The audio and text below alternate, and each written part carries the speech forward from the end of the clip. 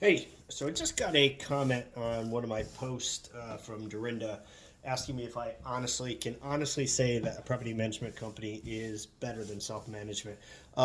Yes, so obviously Dorinda knows I own a property management company. Obviously Dorinda knows I have an agenda. I'm trying to convince people that listen to my podcast. I would love for them to use my property management company services.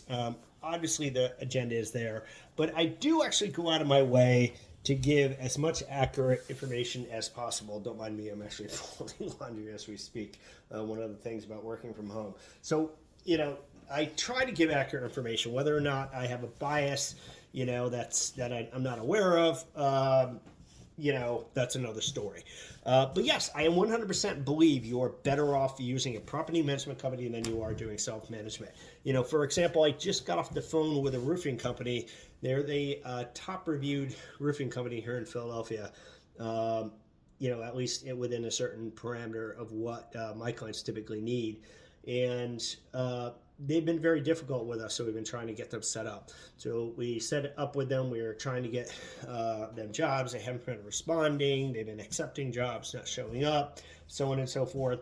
I kind of got into it with them a little bit and pushed them and discovered that they actually don't believe in they're not willing to do any patches. They're not willing to do any small repairs. So they feel that they are too busy to do small repairs, that they'll only do complete and total replacements. So, and that's one of the hurdles that we've been having with them, because often what happens is often, a roof leak is really like a $3 fix.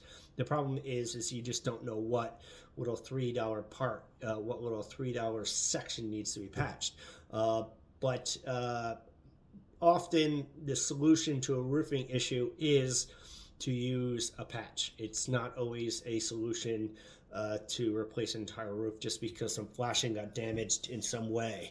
But I think from their objective, they're running a business and it's not worth their time to go out and do a repair for $300 when they would rather just do entire roofs and charge $6,000-7,000 to do so.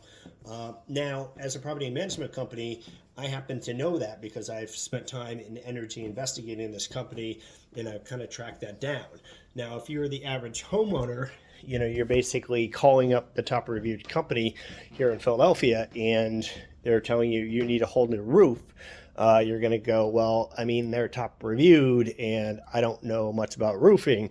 If they say a new roof, then I need a new roof. In this case, it sounds like that's not always going to be accurate.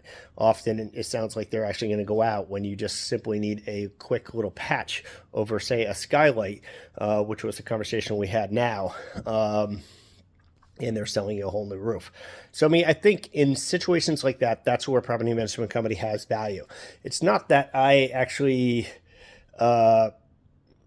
it's the volume that we're actually doing business with. So, we're not going to send this roofer out to too many jobs before we discover that they're not a good solution. Whereas in you, as the average landlord owning, 1, maybe 10 properties, you're going to be much harder for you to discover that they're not a good solution than it would be for us being in a high volume position. Just even like with appliance repair, I had this problem with an owner this week that was questioning our appliance repair tech's response. And he was basically saying we should get other appliance repair guys, hoping for a different outcome. And the thing is we have gone through every top large appliance repair company in the city of Philadelphia, and the outcome has historically always been the same.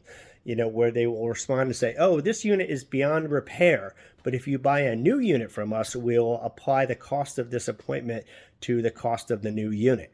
And where we actually have more power than the average landlord has is that our last appliance repair solution before our current one, out of 21 jobs, 19 of them, they had responded and told us the unit was broken, we need to buy a new unit, that it's beyond repair, and we should buy the new unit from them.